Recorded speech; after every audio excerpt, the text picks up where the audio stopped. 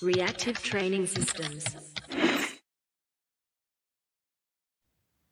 Hey everybody, welcome back to the RTS podcast. I'm Mike Touchier, and today Coach Andrew and I are going to be talking to Zac and Josh from Data Driven Strength.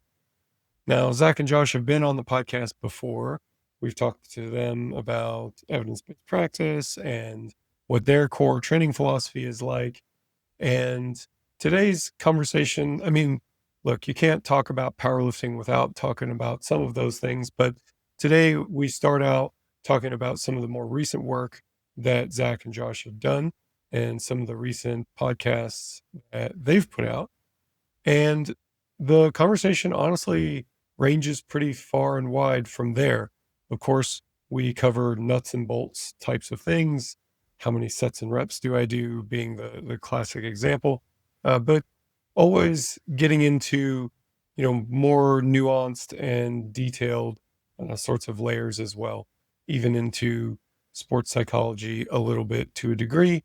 Anyway, I don't want to spoil the topics too much, but I really enjoyed this one.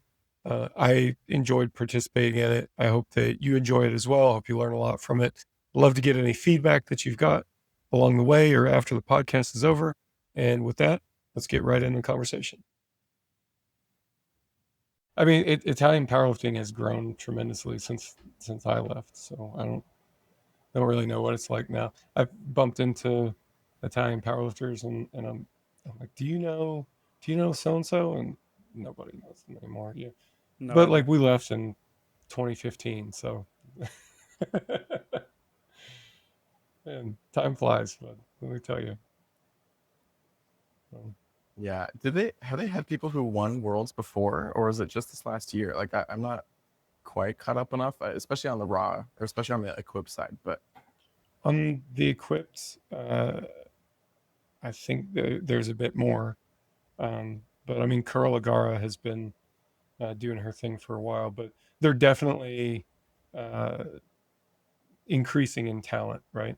When I was there, it was like I did a few seminars while I was there, and I would always get questions from like Italian powerlifters, like, "Why do Italians suck at powerlifting?" And I'm like, "Why do you want me to answer this question?" I mean, it's kind of a defeatist attitude, but I mean, I think it's like everything else, right? It's like it wasn't that popular, it wasn't like culturally relevant, and like once it starts to gain in those ways, and then I mean, you do other things too, right? Like the training matters and stuff like that, but it's definitely picked up.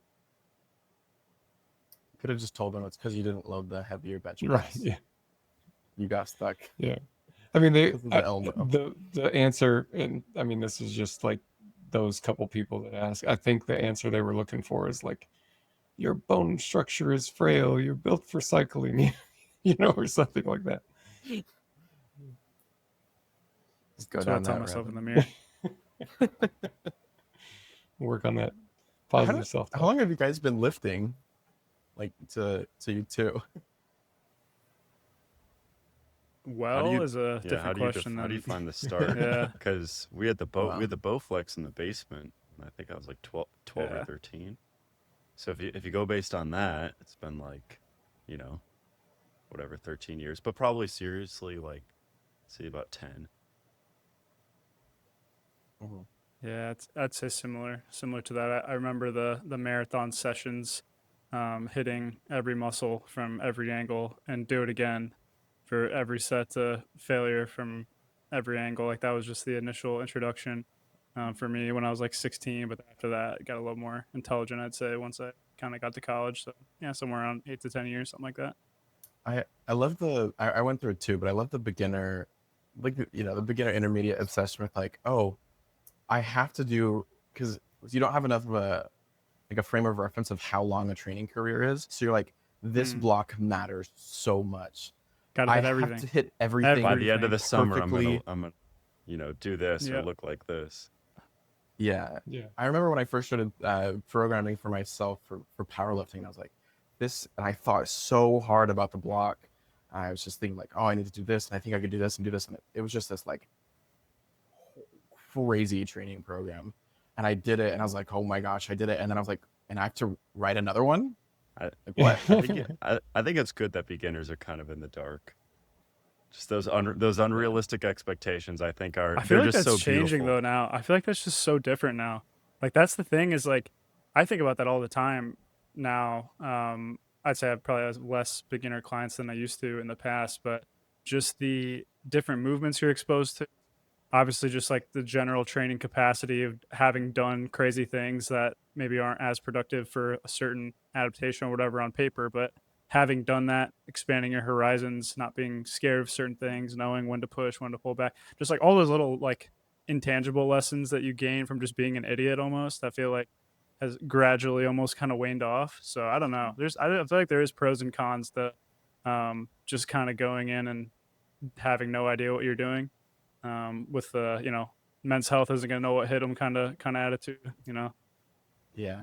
I remember when I first got into it, me and my friend would go to the gym and it was like, we're doing a push day. Just everything to failure, every single muscle in like 4 different ways. And it's like the marathon sessions, like you mentioned. It's like, okay, I think we got our bases covered. We might be missing out on a couple things. I'll go home Maybe, and do yeah. some research and see what we're missing. You're like, oh my gosh. I remember when I had a decline bench in, and I was like, all right, this is the secret. Now we're gonna Yeah. be able to really, really take things to the next level. The 2 or 3 incline presses, 2 or 3 flat presses. Once we add in the decline and the flies on top of that, now we're What getting was somewhere. the first supplement Yeah. you guys were exposed to? Amplified Whey by GNC. Okay. Did you guys ever get that? I went straight That was to like the gold standard. total. Oh, dude, Amplified Whey was such a scam. Like I can't remember. It was so much more expensive, like absurdly more expensive than just like a standard like NutriCost whey or something like that. Oh, I got absolutely rinsed by that. I remember that. Yeah, I remember I spending like 2 weeks trying to determine whether I should buy whey or casein. I was so confused. I managed to miss the supplement train. Like the only thing I was ever introduced to was pre-workout, but that was for like caffeine. That was tangible. And then creatine, and that was it. And people would be like, "Oh, I'm trying this," and I'd be like, "I don't know. It seems like it's expensive. I don't care." Like that was just my attitude for just about everything. That's good. Like, I mean, proteins and stuff like that aside, like the probably first proper supplement was creatine.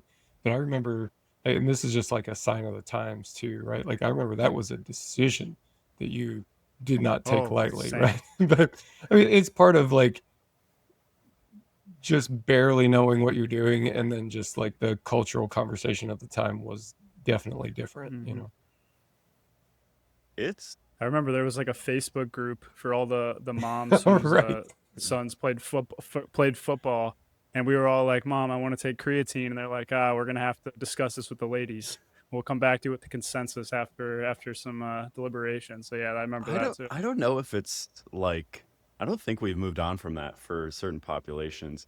No, Because you're at right. family gatherings, I've been asked, I have a cousin in high school, like, is this allowed? Like, is he gonna get popped? Do I need to see some Yeah, blood work? exactly. Yeah. No, you're 100% right about that. And my experience too was also special because like instead of buying creatine, so like I mean already like immature brain is thinking like this is a bigger decision than it really is.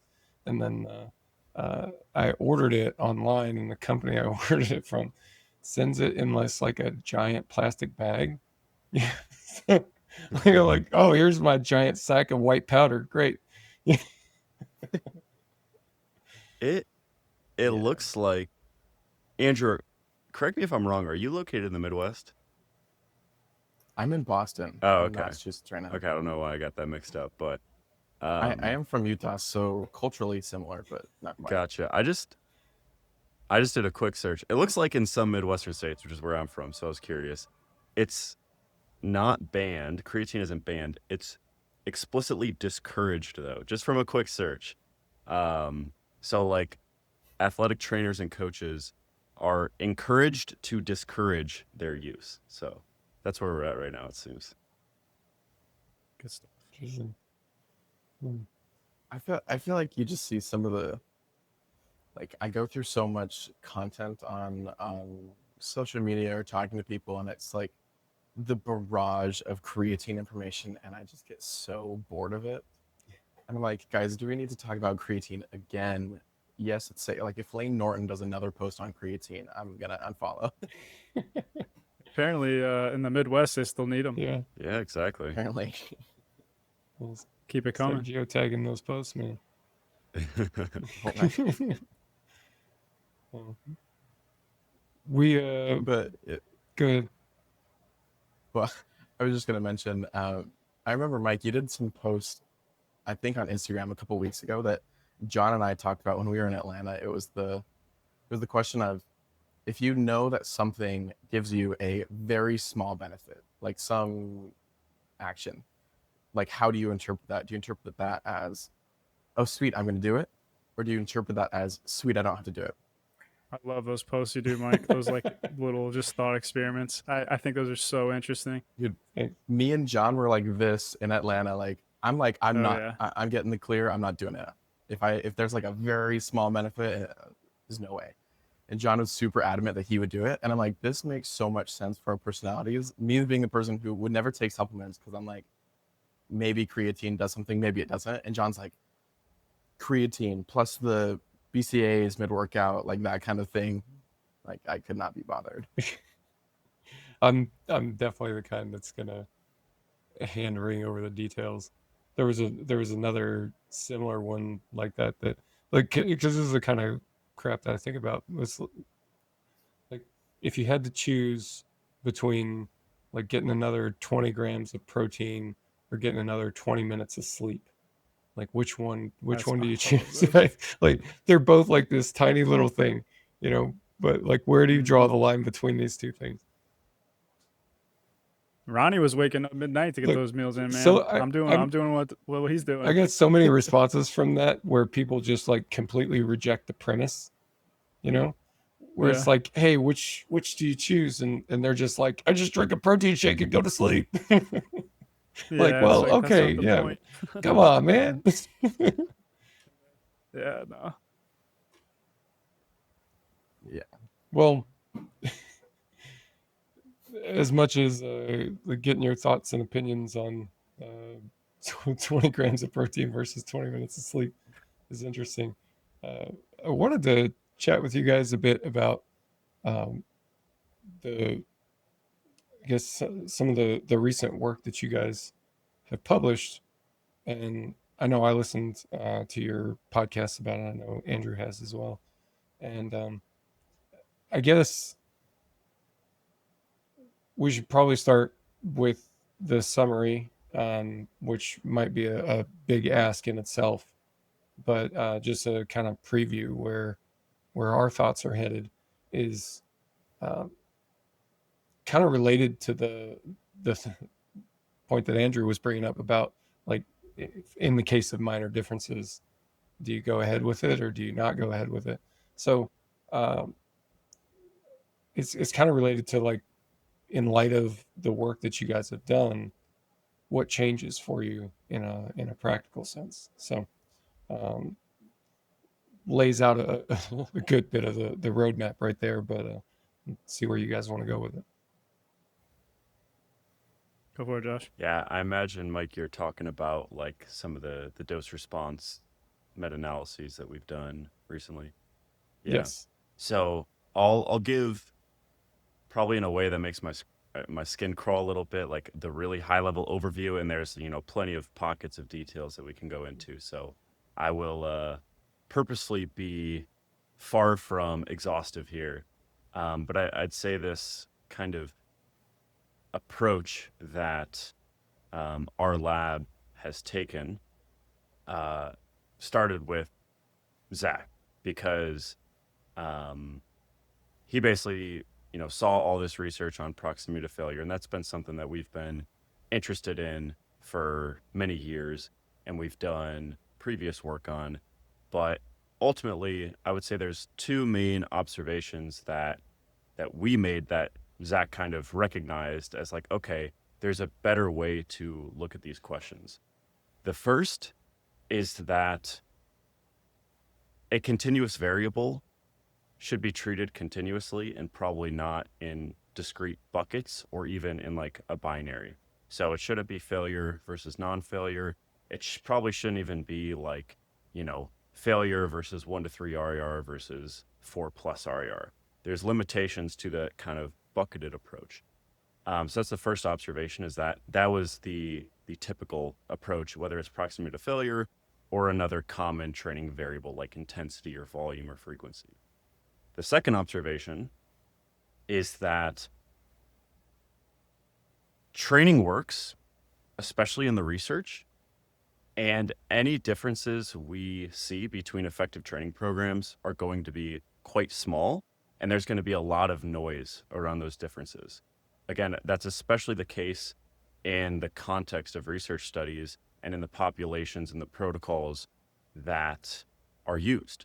So if we kind of pair those two ideas, that, hey, we're trying to pick up on small differences, and secondly, that we should treat a continuous variable continuously, basically, and I think I speak for Zac here, that it's like, okay, let's try to pick up on small differences by aggregating as much relevant data as we can and treat it continuously. So this started with Zac's meta-analysis and meta-regressions on proximity to failure, which you can just imagine on the x-axis is the number of reps in reserve, and then on the y-axis is how much gains occurred, whether that's muscle growth or strength gains. And an important thing to mention specifically for this conversation is that everything else is kind of like held equal, right? So if we're comparing 3 versus 1 rep in reserve on average between 2 conditions, the load used with someone training with 3 reps in reserve is similar to the load used as someone training with 1 rep in reserve. So it gets pretty detail oriented, and of course we can dive into that quite a bit, but to the absolute best you can from a study design perspective, everything is held equal except for the variable of interest. So all of that is to say is for the proximity to failure meta-regressions, what you see is that hypertrophy does benefit, at least in these short-term studies, which are about 10 weeks on average, from training closer to failure. Again, everything held equal the best we can. For strength, we actually saw like basically a completely flat line, which, I think would raise some eyebrows. I think it probably wasn't surprising to us, given we had read all of the individual studies up to that point. But I think when you start to think about the context of the studies, it makes sense. And that's not to say you should train with 10 reps in reserve all the time, and we can dive into that when that does and doesn't apply directly. But basically what you see is not a big effect of higher RPs in isolation for strength, but we do see a benefit for hypertrophy. And then we followed that up a couple years later with 2 separate manuscripts. The first was on volume and frequency on the weekly timeline. And then another recent preprint that we came out with, which was set volume on a per session basis, which all just for the sake of simplicity here, I'll just talk about the first one and we can later dive into the second one if we want to later on. But those variables I think are going to be pretty familiar to listeners. So the first is weekly set volume, where you basically count up, say, hey, if we're measuring quadriceps hypertrophy, how much, direct quad training was there, add all of that up. That's the number of sets per week on the x-axis. And then again, on the y-axis, you have hypertrophy or strength gain. In the case of strength gain, it's more relevant. The way we counted volume is more related to how specific it was to the lift itself. And what we saw for volume is that we see that more is better for hypertrophy. That does kind of taper off, but there was no clear point where it's like, all right, now we've definitely plateaued, or now, there's actually worse gains from additional volume. So kind of the sound bite we landed on for that is that more is better, but there's a smaller and smaller payoff as you go. And then for strength, the findings here were actually really interesting, such that there was a really, really strong effect of additional volume, but not for long. Basically, once you kind of get to that like 5 to 10 sets per week range, it started to plateau off. And if you just look visually at the graph, it basically looks like a plateau. Technically, it does increase just a little bit, but the effect is so small that, as a researcher, we can't say that's anything meaningful. And then the last one I'll quickly go over is frequency. We kind of saw the inverse, such that frequency seemed to have a notable effect up to kind of that moderate frequency range of, say, 2 to 3 times per week for strength gains. But for hypertrophy, it really didn't have an effect. You could maybe squint and say, 2 times per week is better than 1 time per week for hypertrophy, but there wasn't anything all that overwhelming. So hopefully that gives a pretty high level overview with sufficient detail to understand what's going on, but not to bore you guys to death. So No, curious I where you think guys want to take it from here. I think it does for sure. And I would say as well, like anybody listening to this that is interested in getting into more detail, like I listened to the podcast that you guys did on data-driven strength that kind of went over a lot in detail. And there's a lot of kind of gems to be pulled from those details too.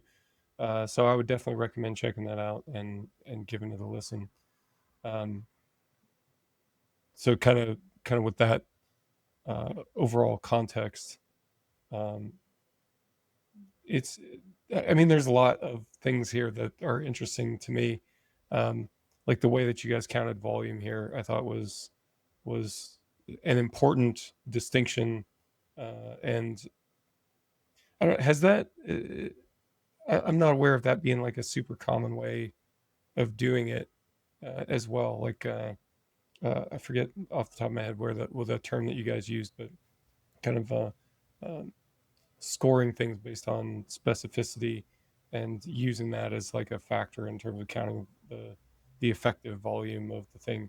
I mean, that's something that I think a lot of coaches do in practice, but I'm not aware of it too much in research. Is that something that's commonly done? Yeah, that's a good question, an important one, because it kind of contextualize.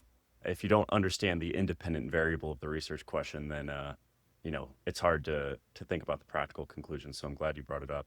So yeah, the term that I guess you could say we introduced to the research is something that is just that. It's just introduced to the research. I think it's like you said, Mike, it's very common for coaches to explicitly or just intuitively count things like this in their head. So what we did in the paper is when we went through every single study one by one and we counted up the relevant volumes, we basically said, hey, was this, I'll start with hypertrophy and then I'll go to strength. Was this a direct set or an indirect set? So a basic example is if the biceps were being measured for hypertrophy, a bicep curl would count as one full set. So it's a direct set. But something like a lat pull down or a chin up, that would count as half of a set. Or it would be classified as indirect. So if you did, 5 sets of curls in a week, 5 sets of pull-ups in a week, that'd be 7.5 of these fractional sets.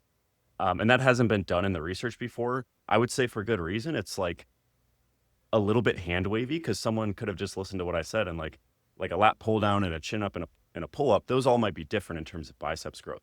And I would say I agree. There's really no perfect way to measure this stuff. So what we had to do to kind of justify that as scientists is we not only actually looked at this fractional method that I just outlined, but we also compared it to the typical approach, which is just counting everything the same. And again, I understand why that's was the most common up to this point in the research, is because that's just a little bit more objective. It's hey, if the muscle was involved, just count it as a full set. So we did analyses to kind of prove, if you will, or at least provide evidence that that fractional approach is better. It can be a little bit frustrating as a research. You have to justify every single step of the process. That's part of the game, and there's good reason for that.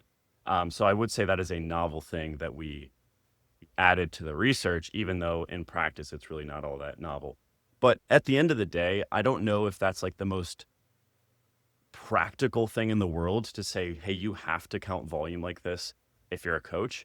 Really, the main reason it matters is because that's going to increase the kind of granularity that we can actually look at these dose response relationships with. I'll be honest with you, when I'm when I'm quantifying volume for, just my own training or a client's training, I kind of just count direct sets. I'm not too worried about those half a sets. I think direct sets are just a totally fine shorthand. But again, from a research perspective and looking at the question, it gives us a little bit more insights. And then on the strength side of things, we counted like a full set if it was the exact lift trained. So if it was 1 rep max back squat, it was only a full set if you trained squats. But if you had, lunges in there, we counted that as half a set. So that's kind of how it applied, whether it was hypertrophy or strength. See, so I'm going to put you in the same bucket as Andrew and as guys who like to group these variables in like good enough buckets. And I don't know, where do you fall, Zach? Are you kind of one of these, are you an optimizer? You get to be in my bucket. It depends what context you're talking about. I think from a theoretical perspective, I'm always thinking about how to optimize like our mental frameworks. But when it comes to my own training, the way that I do things for myself, I don't think I could be farther in the opposite direction. I'm pretty I feel like I'm so anal about justifying the specifics of certain things that if I can't exclusively justify a thing, I like convince myself like, oh, this isn't worth the headache practically. But yeah, it's probably just a factor of my own personality. But yeah, no, it's always something you have to wrestle with for sure. That I think is always something to think about for sure. I'm joking, of course, and the irony of putting people in buckets of like being the kind of optimizer that I am is not lost on me. But yeah, that's I do like that approach, and I mean that's something that I do as well. So there's a bit of a difference here too when you get to like the realm of practical application. There's always kind of this, is the juice worth the squeeze question based on the systems that you have available. One, like I talk sometimes about like I've got a dynamic load management system that I've been building and tweaking and stuff for a long time, years. And one of the ways that I got started on it was kind of like, you hear about people who go off program and they max out or they overshoot their RPE or something like that happens. And coach kind of hand waves it a little bit and says, hey, get back on track, And I thought, like, if you had infinite resources, is that the right answer? Like if you had all the resources to give the best answer, and it was the most important question, like, is that the best answer that you can come up with? And I didn't think that it was. So, and this is just kind of an interesting problem to me to try to figure out, like, okay, well, if you could build a system that accounted for these things and computers were doing all the math in the background for you, then does that lead to a better outcome? So that's kind of a bit about my headspace and probably some of the trade-off that is in play when you talk about stuff like this. Like, can you just kind of eyeball it? Like, well, we're just counting as a half a set. Is it really half a set or not? Like, I don't know. It's up for debate. Like, why am I wasting all this time thinking about it? We just look at it. Yep, looks right. Move on. But then if you did make a decision, bam, done. Now you got a system for it and it's calculating in the background. There's no more time invested into it. Maybe you would get a little bit better without any, additional effort after the system has been built. So anyway, that's my psychology, I guess. I think you're spot on ultimately, that like the trade-off to me that I always think about is like there is like this construct of the variable that we're essentially trying to approximate with what we have access to.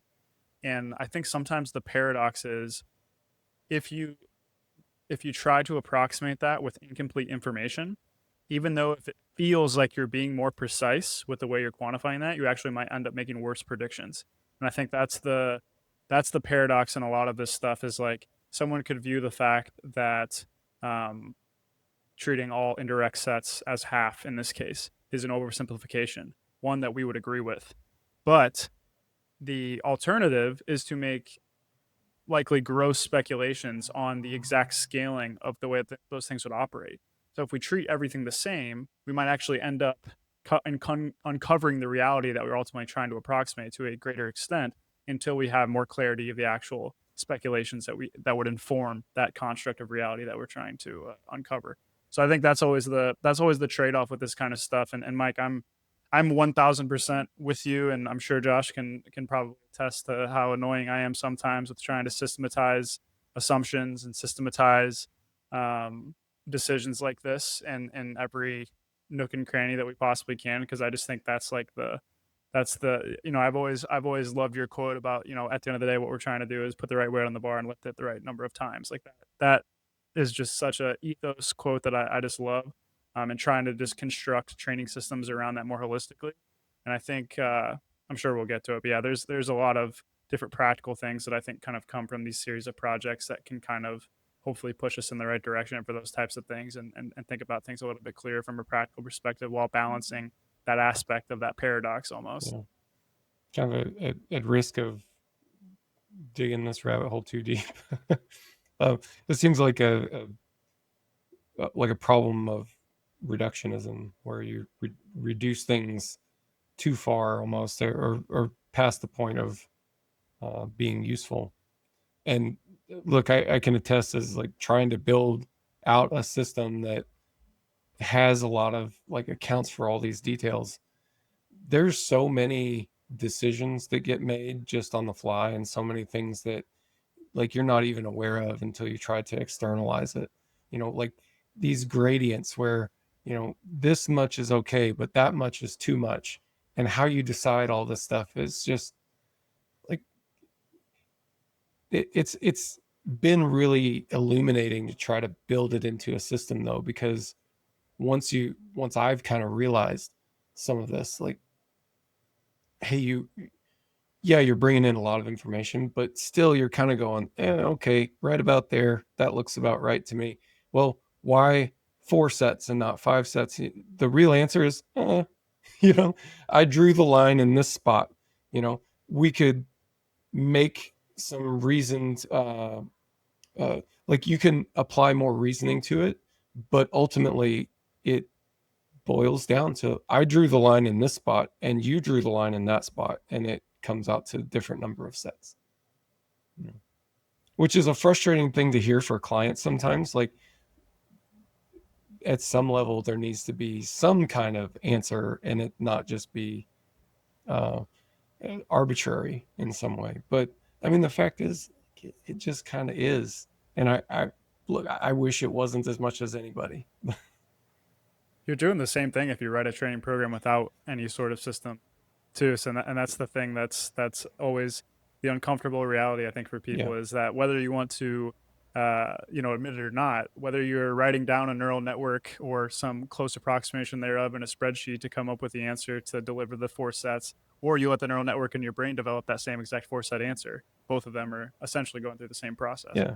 But some of them are just more comfortable with the reality of the assumptions that you're making, rather than just letting those sit in the background and not really having to think about it. So I think, that's one of those things. I think that just listing assumptions that you make for any sort of system or decision making, I think, is a useful exercise for nothing more than just being aware of them and being aware of potential blind spots that are created anytime you do make an assumption. Well, I guess you guys are going to help me work through my coaching angst here, because like I have had this same conversation with some clients as we like look into these details and stuff like that. And it's like, well, why did you make this, why did you set this threshold value at this level? And it just feels kind of arbitrary.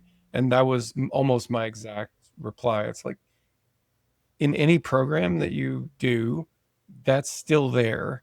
It's just that you're not aware of it, and there's so much like that. It's just there, but you're not aware of it. And I mean, for me, this goes back to the beginning of my career. Like, why even bother with this RPE thing? I just try really hard. And it's like, well, cool. It's still there. You just aren't paying attention to it. And that's fine, 100%. So now you got my, angst worked out, and we can get back to the important stuff. But yeah, for real though, I would be interested, because you guys have this like really unique position of existing in all these different worlds and having viewpoints in all these different ways. And where we overlap is obviously being coaches. I would love to know how this has affected like what you guys do in practice. And maybe it goes back further than I might realize because like you said, you were aware of a lot of these things before, the paper is published. Go for it, Josh. Yeah, that's a great question, and I'll give my answer. I think Zach's answer will be a little bit more interesting because I'm having a hard time articulating this without alluding to some of his work specifically, and I'll leave that up to Zach if he wants to go down that route. But when you guys were talking about like systems and heuristics or cutoffs, where my mind went is that is kind of exactly why we went down this road with dose response modeling, is because we wanted to understand the nature of the dose response relationship. And I would say we had some idea, like we knew you had to do some training volume to, see strength gains or grow muscle. You have to do some degree of frequency. But I think there was probably plenty of debate or at least some fuzziness or lack of clarity around what that looks like. So if you increase a variable, what can you expect the outcome to be? And basically what we've tried to do with these is get the best answer we can. I like to say that these like dose response models for all of the variables we've done them on, they are 100% wrong. If we get more data, things will change. There's also, confidence intervals around the best fit lines such that, hey, if we get additional data, things very well might change. We could also go down the rabbit hole of the actual model fitting process and some of the assumptions that have to go into that.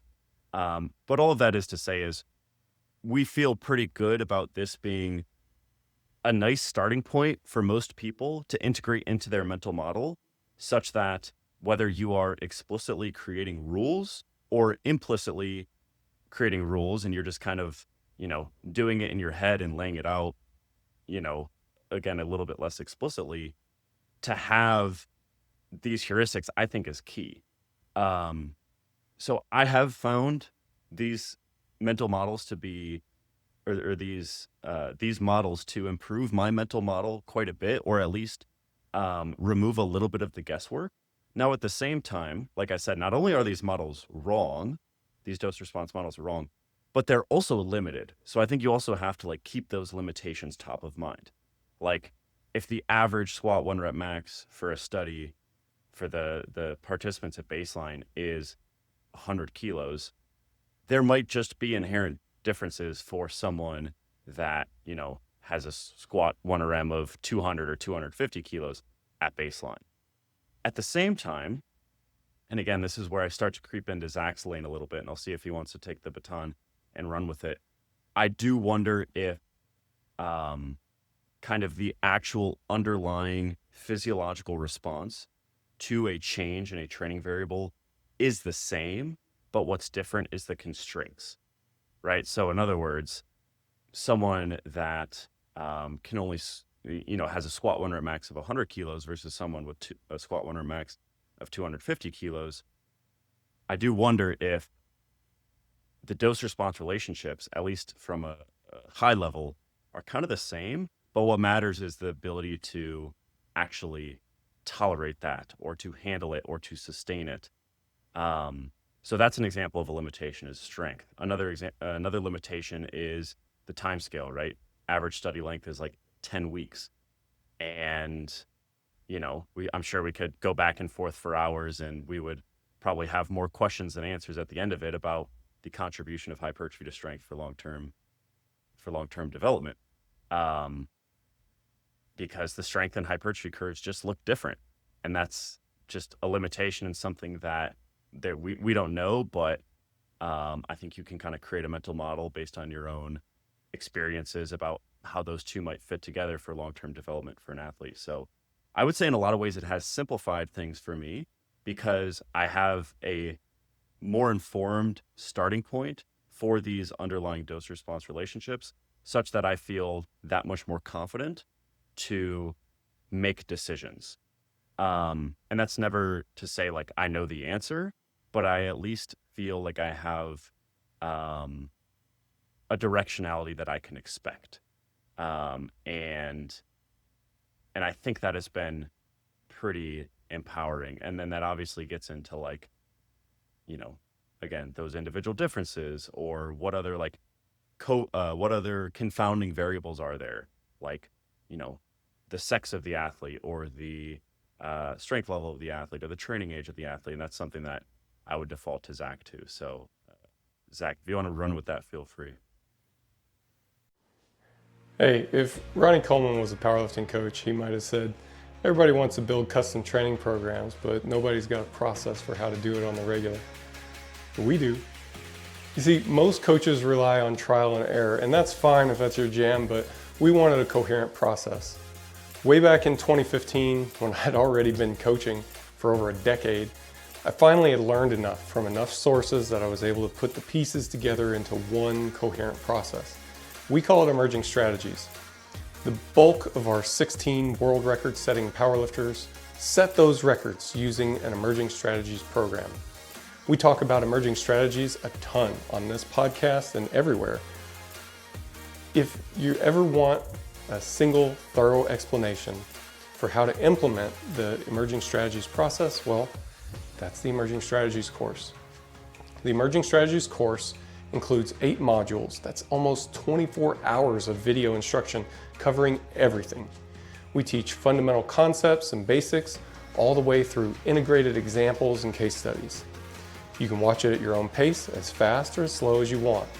Oh, and you know the RTS community, our private community that offers you just a stupendous amount of value all on its own? Well, if you enroll in the Emerging Strategies course, you get 6 months of that community membership for free. If you have any questions about some concept, you just post it in the network, or jump on a live office hour call with one of our RTS coaches, and you get your answer. If you'd like to enroll or just learn more, to include seeing a full lesson list, all you have to do is go to reactivetrainingsystems.com and click on courses in the main menu. You're gonna love it. Yeah. So I'd say the way that I view it and kind of the whole endeavor is that, when you're coaching somebody, you're making coaching decisions. The way that I've always thought about the process in my mind is you kind of have this multi-step framework that you're utilizing to make decisions. And within that, we've already talked a ton about assumptions and different things like that. Whether you write them down or you're aware of them, we all have assumptions that kind of go into this framework in which we make decisions. One very simple one, even before these projects came out, is that I'd say pretty much everyone had the understanding that, at least for people in kind of this community, probably more volume is going to help you out for the most part. But there's probably some diminishing returns there. You want to, for the most part, operate in kind of that moderate level for the most part. And there's going to be situations where you kind of slide up and down in that, depending on the overall situation. And I think that's just an example of if you really listed everything out, hundreds or thousands of different little assumptions that all kind of go into this framework to help you make decisions. And so the way that I view these projects is really testing a few of those assumptions with the most robust way that we possibly could. And like Josh said, the most robust way that we possibly could is still under the constraints of some limitations, obviously, in particular, the strength data that I think we'll obviously touch on at some point. But the way that I view these projects, like Josh said, is kind of operating on this big long list and this framework to really give us some solid clarity on a few of these assumptions that are ultimately going to go into our decision-making process. And any one of these variables in isolation, I think, is ultimately going to fit relatively well with people's intuition just from training experience and kind of training understanding over the years, which I think is a strength of what we found. For the most part, it's not in stark contrast to what people think. That's kind of a thumbs up in my view.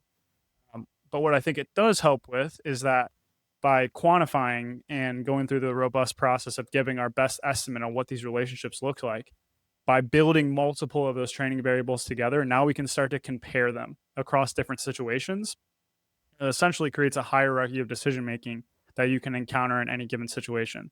Now, like Josh said, there are hundreds, if not thousands, of other things as a coach that you're going to play in that framework that ultimately go and influence your decision making, whether that's sex, strength, occupation, nutrition status, all these other things that ultimately are going to influence the individual level decision making. But without going down the massive rabbit hole that I think this could turn into, just through my PhD process of kind of going through kind of what does it really mean to have individual differences? How do we research that? What does that actually mean?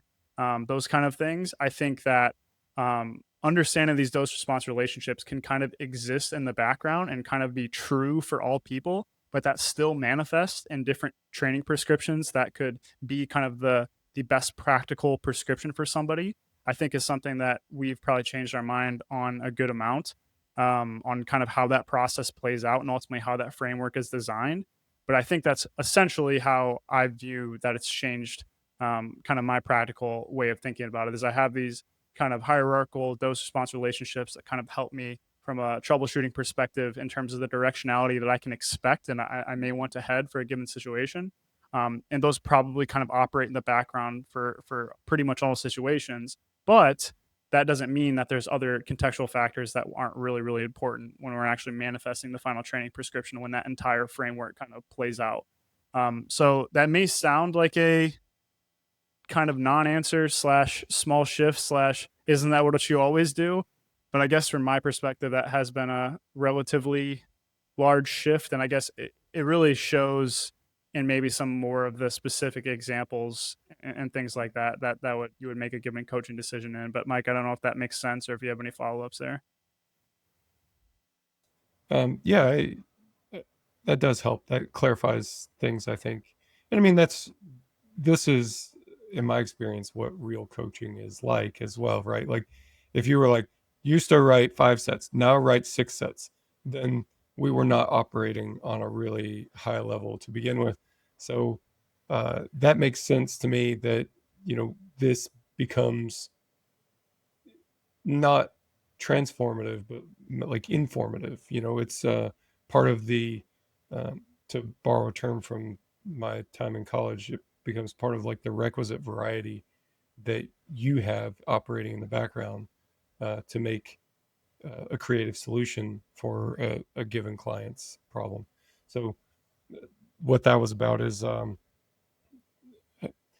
that was the claim and that was made in like one of the classes I took was that creativity doesn't just like exist in the ether, that it comes about once you have accumulated enough.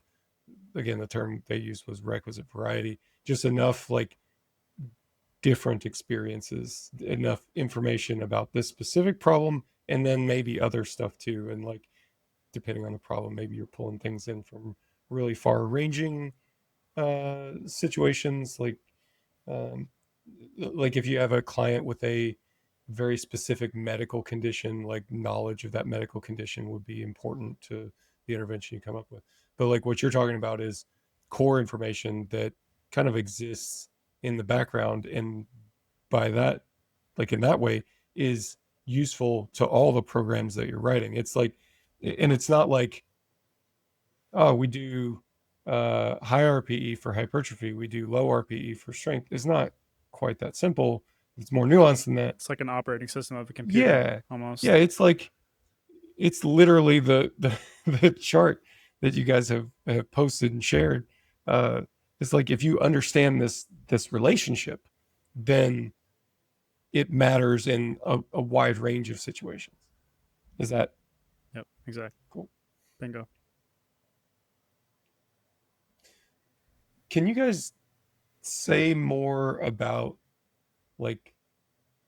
I was talking to Andrew before we all got on here, and I was saying that part of where I wanted to go with this is like talk to you guys about like what your training philosophy is, and then how it's changed. And I think in my excitement, I jumped straight to how it's changed. So maybe let's peel back things a bit, and that's a hard question to answer to begin with. But like we've talked in the past, we've done podcasts in the past about training and solving different training problems, but I guess it's probably useful to reiterate and maybe go through how things have evolved over time as well. Like you guys obviously don't fit into like the more conjugate style training philosophy. But where do you guys sit in terms of writing training for powerlifters? What kinds of things do you find are common tendencies for you as coaches? Things do you, I guess, find yourself using more often than not? You know. Yeah, Josh, you want to go first? You want me- Go for it. I have some thoughts, but I think there's a benefit to going second here, so I'll Okay. take that benefit. Yeah. Yeah.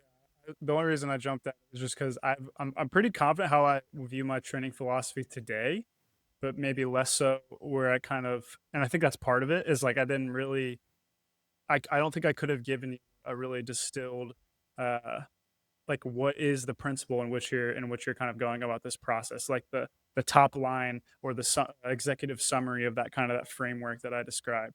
I would say today I feel like I can do that relatively succinctly, and it's ultimately that, you know, when you're designing a training intervention, and obviously I'm going to bring this a little bit down to more like the strength and hypertrophy kind of realm. Obviously the wider that gets, a little bit more, maybe this is a little bit less relevant, but I think it really does come, particularly for performance oriented goals. It still matters for hypertrophy, but it means something slightly different. I think really at the end of the day, it is specificity. But Mike, and you've talked about this for a long time, what specificity means, I think, is extremely, extremely misguided. And that to me has been just this ever evolving shift on what exactly the bullseye is of the target that I'm aiming at. And the more that I've really conceptualized that on a deeper and deeper and deeper level, I think this has basically aligned all, because the place that I always start from is like, there has to be some sort of ground reality in which everyone that is successful shares in their training systems. And that's always been the approach that I come at it from, is like, okay, no one's got the 100% the full story here. So what is the kernel of truth, or the golden silver thread that kind of aligns all these successful training systems, coaching approaches, etc.? No one's got the golden goose, but there's probably, you know, little bits of things that are shared. So to me, that's always been the approach that I've thought about it from. And the more that I've conceptualized specificity very deeply, I think that has been the thing that's risen to the top for me. And so what I mean by that is, you know, depending on how far you want to go back, you know, squat every day, kind of Bulgarian method kind of thing, specificity was one and the same with the intensity in which you're training and the exercises which you're utilizing.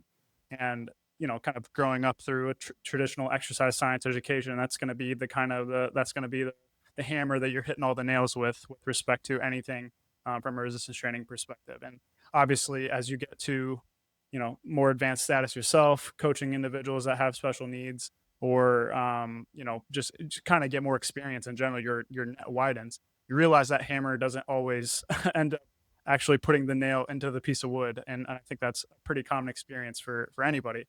And so, with those kind of discordant experiences where, okay, I have the secret sauce and here's how I fix the problem, and that sauce isn't digested well, then you kind of get to some you know, uncomfortable situations where you have to really audit your system of beliefs and what is actually going on here. And so the more that I've done that, the more that I kind of consider specificity as maybe a little bit of this hand wavy concept, but I think it really does have a lot of kind of rich things that are derived from it. Is ultimately specificity is just taking the target task or the goal activity, whatever that is, and squat 1RM, sprint, whatever you're training for. And there's going to be some direct kind of consequent limiter that is going to limit that task. And this is where we can start trying to piece together the different training systems. You can hear Louis Simmons screaming the weak link kind of concept, and he's always identified that. And so to me, that's very clearly what specificity is. And so you're trying to design intervention that's going to address this limiter, that's going to allow for the most rapid increase in performance. And to me, from an outsider's perspective, I would love to get your guys' input. I think that's what emerging strategies does extremely well. What you're essentially doing is you're navigating the potential program space to find the training intervention that's going to lead to a rapid increase in progress in the short term. I'm sure you guys don't always design interventions with necessarily that as the goal in mind, but if we're utilizing the increase in 1RM in a relatively shorter period of time, that's essentially what you're doing, is you're navigating that program space to find the training intervention that's going to lead to progress immediately. And the only thing that can do that is the thing that's actually limiting the task. And so that's kind of the first layer. And so then you go up a next layer. Okay, sometimes you're going to have this very clear primary limitation of what's holding you back. Let's just say it's your quads in the squat. Let's say that's what we've identified. But sometimes you're going to have secondary limiters that don't allow you to actually address that. And that's where things come in, like work capacity or movement variety, because I can't train the squat with enough volume to actually be tolerable and my knees are bothering me. So you get the kind of these secondary limiters, and maybe it even goes up a higher layer than that. And so ultimately, aspect of specificity to me is kind of creating a relatively elaborate web of assumptions in terms of what you actually think is limiting your performance. And then once you understand all of those things, that's going to deliver some principles that you want to try to address with the training intervention. And that can look relatively different depending on whatever the limiter is for the individual. And so that basically gives no actual answers on how I design training. But I think that's kind of the point at the same time, is that there really are no, like, I always do this in this situation. Obviously, I have flavors in which I am going to prescribe training, of course, but I really think about it from that perspective now, is like, what's the time course that we have to address this? What do I perceive to be the limitations? And then what things do I think are ultimately going to help us address that the most efficiently? And once you kind of combine all of that into a cake, you throw it in the oven and you hope it works. And then you kind of learn and rinse and repeat. What do you guys think about that? Or am I off base? I'm super eager to hear the RTS guys' thoughts, because I mean, I would just say that that was a great representation. And when Zach and I talk about this, it's almost always through the lens of like, how do we explain emerging strategies in a lot of ways? So I just wanted to add that in there. Very curious what you guys have to say here. I've been talking a lot. You go ahead, Andrew. I mean, yeah, that approach is really similar to how I approach it. I view it as like, yeah, like you have these limiters, things that are holding back your lifts. So, for example, my favorite thing to kind of draw is like strength is a skill, and it's this like tech tree of adaptations. And sometimes, you know, you have this branch that you've upgraded and upgraded and upgraded, and you could continue to upgrade that and you might get more progress, but truly what's holding back your lift is something else that is really undeveloped, you know? And theoretically, you could still just keep hammering that same adaptation and probably just get more marginal and more marginal gains. But at some point, it's going to be like, okay, do you want to put your energy into this thing, or should we continue to explore and see where more fertile ground is for you? So it's just the game of exploring and like diving around and saying, okay, we've tried this worked for a really long time, or, you know, it didn't work. Let's keep exploring. What, you know, once things start to stall or slow down. So it's just that framework of moving around and trying to find out where the gains are the best, you know. Yeah. So I largely agree with that model. I really like the framework of specificity here too. And it's worth reiterating that you're not talking about like just the vague notions of specificity that get tossed around a lot, like, you know, because that does kind of tend toward to give rise to this more Bulgarian style of training, and you know, we know that that's not that's not the way most of us choose to maximize our potential these days. Yeah, like the it's an interesting way to kind of have one overarching principle that can give rise to a lot of different training interventions, and to not like really turn your nose up at much, you know, like think about, I don't know, what's something that's fairly maligned these days. I mean, are bands and chains still like broadly considered uncool, you know, but like you could, I think they're sweet. I've I mean, always yeah, loved like this, there's but plenty yeah, of fans I'd say in this call. broader population. Yeah, Yeah, I mean, I'm yeah. tapped into the culture, and I say they're pretty uncool right Yeah. now still. Yeah. I mean, that's fine, but like one thread that I've noticed in my career is like the minute that I take some position like that, like speed work doesn't work or anything like that. Like the next week, I'll have a client that shows up with some problem Perfect. and is the test 100%. case for this intervention. And I Bingo. go, man, Bingo. I'm putting my foot in my mouth immediately, right? 100%. That's hilarious you say that, because the bands and chains example is literally one that I've had with a client recently. Like, I would say most of the bench programs that I'm going to write, like kind of the default muscular limiter that I'm going to target is pecs. And usually I feel like that's like a relatively safe, generalizable principle. I don't usually get in trouble for it. Bench moves fine. But I have this one individual who's very strong and is extremely triceps limited, and his bench was basically stalling entirely. And the second that we flipped kind of the limiter focus to be much more dedicated in the triceps direction, add in some accommodating resistance work, those kind of things, and just kind of flip the target of what we're ultimately trying to address, bench starts moving again. And it's just like those kind of just reminding beliefs, like you said, Mike, because there's always a alternative universe or a counterfactual where the thing that you're, burning into damnation has a perfect application, and so that's essentially the other thing I always try to do, is essentially take no tools off the table. Some of them are going to be a little bit more worn. The handles are going to be a little bit more utilized because you go to it more frequently. But man, I'm going to keep the random shovel that's got a crack in it for that one root in the back of the yard that it could be a really good fit for, that I could see some utility for. So yeah, I'll shut up. I haven't let Josh speak, but yeah, that's exactly a perfect example. Yeah. This is really interesting. I'm just enjoying listening. The only thing to add, and I'm curious your guys' take on this, but I perhaps this is just distilling what Zac said a little bit, and also Andrew, what you described, in a way that at least makes sense in my brain, but I don't know, maybe I'm off base and you guys can let me know. And it's cool to bring this up now because, Mike, when we've done podcasts with you many years ago at this point, I think we use this phrase is that like good training is good training. So we have to return to like the dose response relationships. Like, I think it's safe to assume that those apply on the individual levels when you change a training variable. Now, the degree to which they apply, the magnitude of the change, of course, those are all, I'm sure different person to person, population to population, but just like kind of hand wavy, high level, I do think they apply. At least that's how I think about it these days. And I think good training is good training. And I think if we were to theoretically know the limiter perfectly for each individual in each lift, and also, like Zac said, the limiter of addressing that limiter, so like a second order limiter, if we were to theoretically know that, we could create a perfect training program.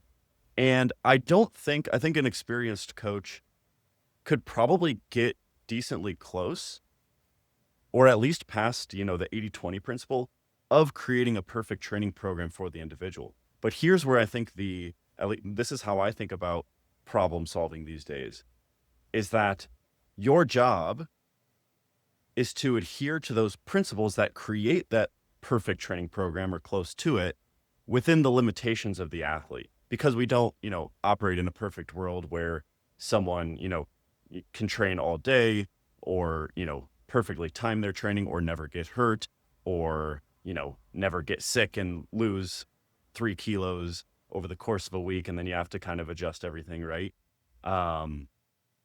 Or never change as a lifter in terms of like what limits them and what limits their ability to address that new limiter, which might be different. So I kind of think that like somewhere out there for every lift, for every individual, there is a perfect training program. And I almost think that a good, well-experienced coach can probably identify that. And like, Mike, your best guess at the perfect training program is probably better than ours because you've been doing this longer. But I think an experienced coach will get close enough. But I think where the skill of coaching and also the skill of training is, and where like a lot of these observations that, or anecdotes we talk about come from applying those principles that underlie the perfect training program within the constraints of the individual. And there's often many ways to do that, or a simple way to think of that is there's many, many roads to Rome for achieving those principles. That's the way that I think about it these days. Just to add a visual, Josh, because it's going to bother me, because if I say it out loud, I'll remember this, because I think this is really good what you just said. The way that I view it is like you said, the principles ultimately kind of create this point on the graph that is like the theoretical optimal. The problem is we can't actually know that because our description of the principles have uncertainty. So there's kind of this dot that we don't know exists on this kind of 2-dimensional, 3-dimensional graph of where the perfect training program is.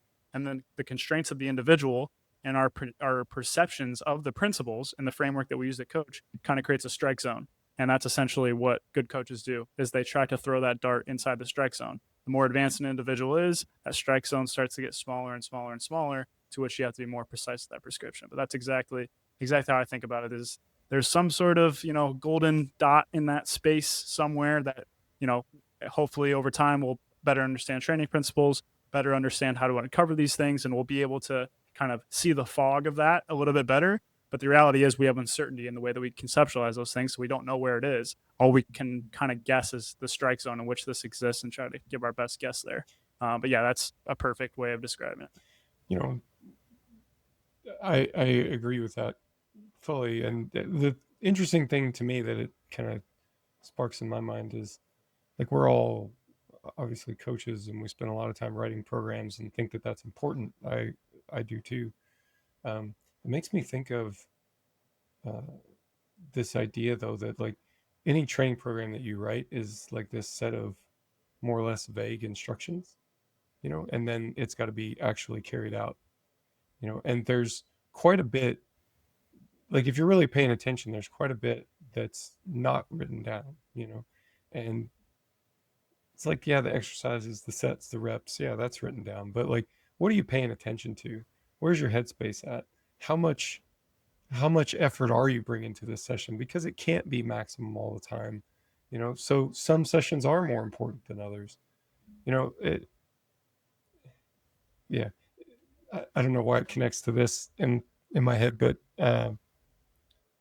Fred Hatfield back in the day had a principle that he talked about. This was more like in the area of like bodybuilding training. He called it like an ABC program. It is an actual program. You can look it up on the internet and do it if you want. But like, it's this idea that there were like 3 broad categories of workouts that he would put into this program.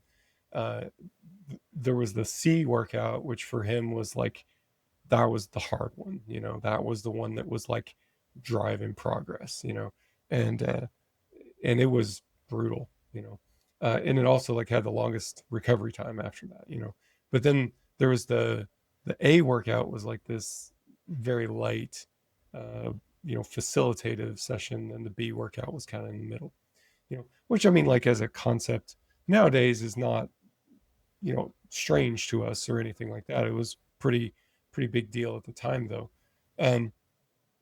But it's interesting because that's like a systematic way of, and really communicates to the athlete too, like, this is the role of these sessions in the overall design, and it communicates something about like how you should go about the training as well, so I don't know, that's a bit off the main topic there, but that is definitely something that's important to where any of this lands. No, that's a great example, Mike, and that makes me think of the thing that I've been probably thinking the most about recently.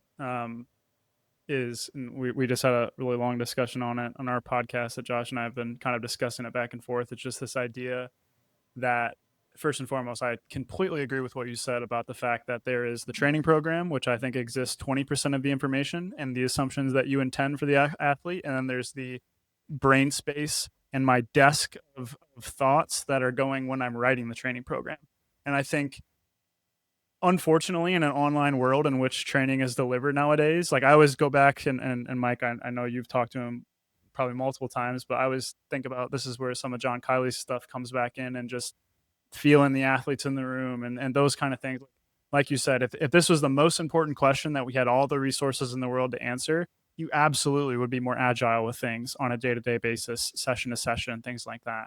And I think when you're writing that training program, like you said, you have these assumptions in your mind about the state at which you're entering the session or the intent of the session. what is the desired training effect or the degree of fatigue that I expect someone to gain from this? And yes, autoregulation, RPE, obviously all the tools that you've so graciously brought to powerlifting can get us closer there. But sometimes I wonder if that's not even enough. Like Oh. there's still like a lot of these constraints where, and you've had, back in the day, the RP stops and the volume autoregulation stuff was maybe a little bit more aggressive in how much the training stress was fluctuating session to session. But as I've grown to have maybe some quote unquote non-standard cases, and I'm curious what you guys think, because Josh and I kind of came up with this on the fly when we were talking about this, is like I almost feel like some of the predictability and structure of training programs and very consistent structures. My primary day comes on week 4. It's exactly structured this way, is not necessarily, there's probably some beneficial aspect to it, but I think it's almost permissive to the athletes that can do that situation, and less about the fact that that structure is inherently good. So if you have somebody completely on the opposite end of the spectrum, an ER doc whose schedule is completely fluctuating all the time, or all these kind of things, I feel like the rigid structure is almost less precise in those cases. So the goal in both cases is to be precise with the training intervention. You have an intention, you're trying to deliver that in a way that the athlete's trying to meet. But if you have a wildly fluctuating kind of state or external circumstances in which you're completing that training session within, if you exactly adhere to what's on the paper, you're probably missing the mark 80 to 90% of the time. So it's just, I've thought a lot about that recently in terms of the rigidity, and more so, like you said, communicating the intent of the session. And then the numbers on the page are my best approximation to do that. Yeah. I've wrote way more set ranges, way more RPE ranges, way more exercise drop downs, way more notes, like all these things that I used to think were almost sacrilegious, because like, oh, that's lazy coaching, or that's, these kind of things. But no, I don't think it is. I think the ability to communicate that intent is really, really important, particularly as that strike zone narrows, because if you aren't actually precise with the training intervention, I think gets less favorable when these external circumstances are changing way more rapidly as people age, get more responsibilities, have jobs, have families. That's just reality. And so I think if the intervention is static alongside that, you actually end up in a worse spot than it may seem. So I'm curious what you guys think about that. I actually have an athlete that reminds me of right now who has multiple jobs in school right now, really tough life, stuff going on. And how I approach it is I have like a training buffet for him. It's like, here's the week, here's how it's optimally laid out.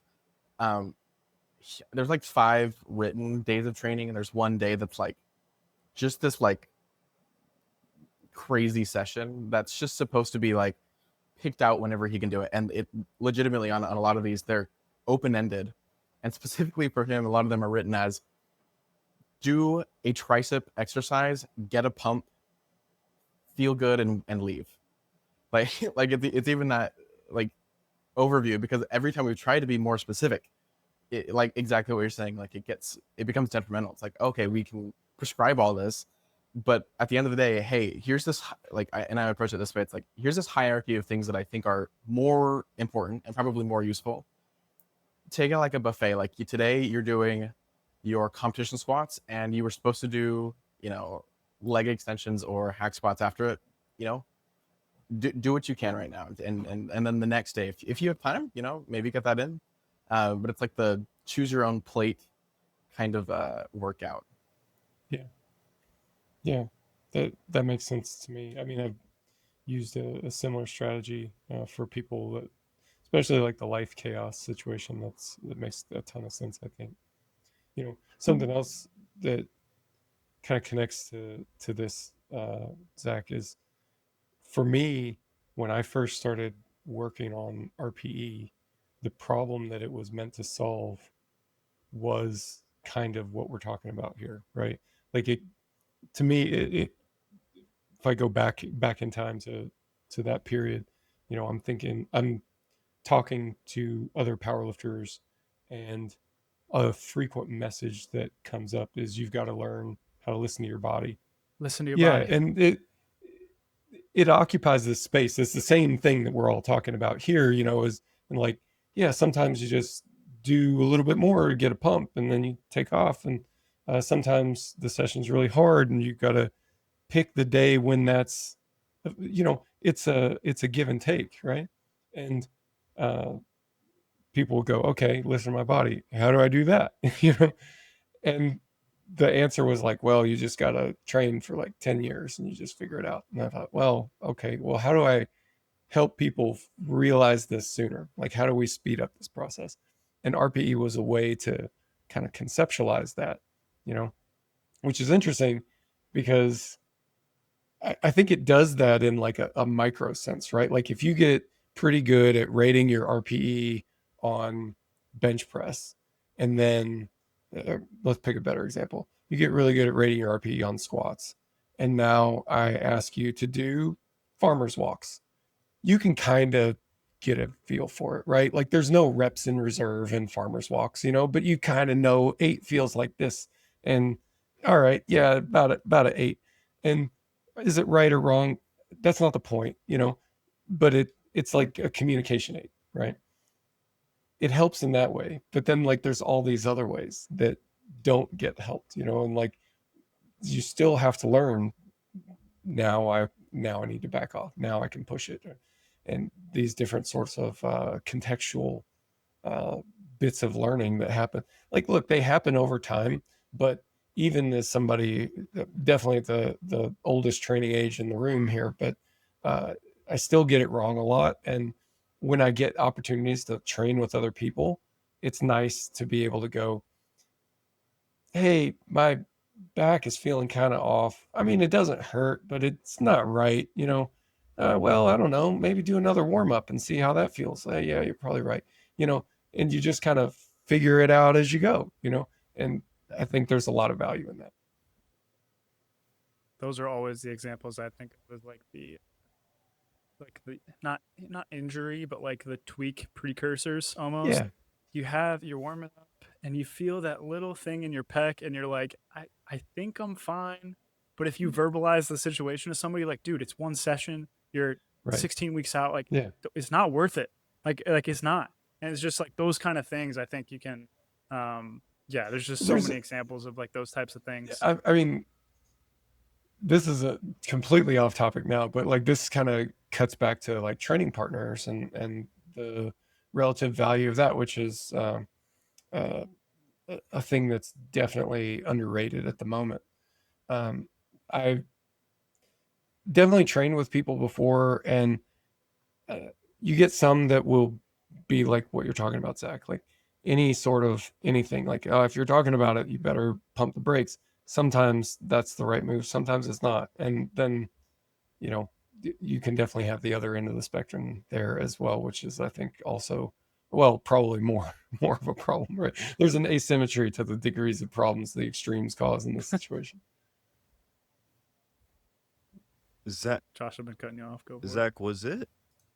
So a term that we use a lot is training skill, which I think is pretty self-explanatory. And now that I say that, Zach, we got that from the RTS podcast, right? I'm almost certain. Yeah.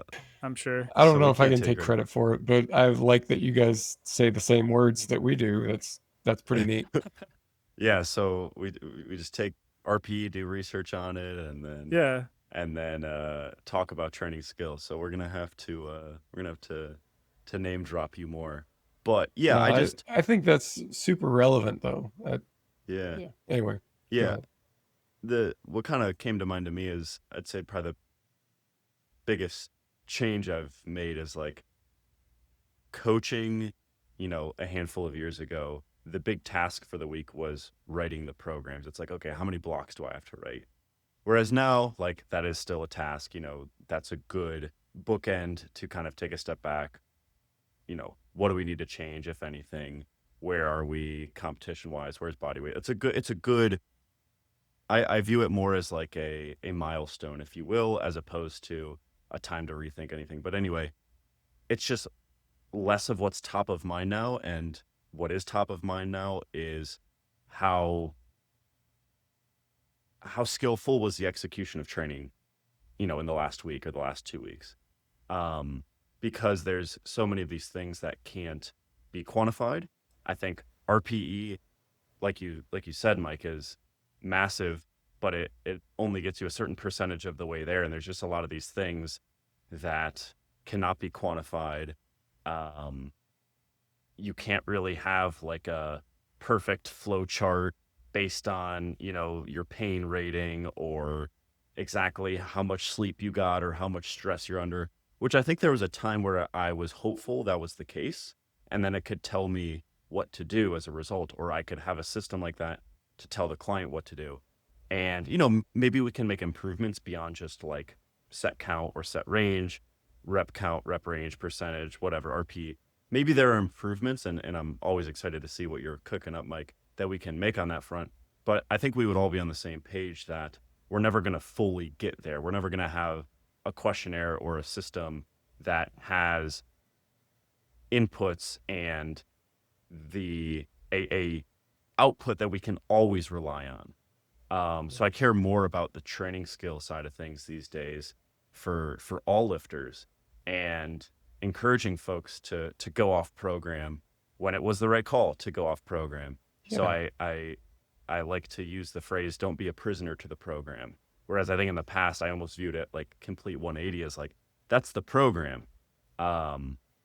You need to do it. Yeah. So that's what's top of mind for me these days with maximizing results for folks.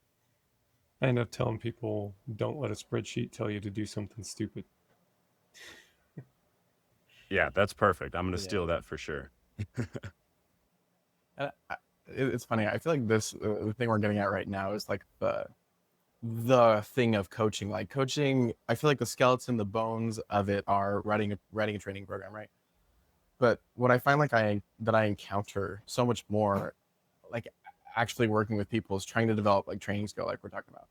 And it brings me back to the skill acquisition episode that Mikey did with what's his name a couple months ago, of like, how do we develop the skill?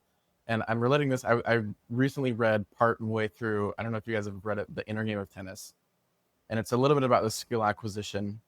And it's like, how do you develop these skills where you can't describe, like I can't tell you what to do in this thing. And if I tried to tell you what to do, I would be making more assumptions than it's worth. Like, and it's like, so much of it is you just have to live through it and you just have to do it. But then it brings me back to like how we view skill acquisition is like a constraints-led approach to putting someone through specific development exercises that constrain them in specific ways that develop their technique on a lift, right?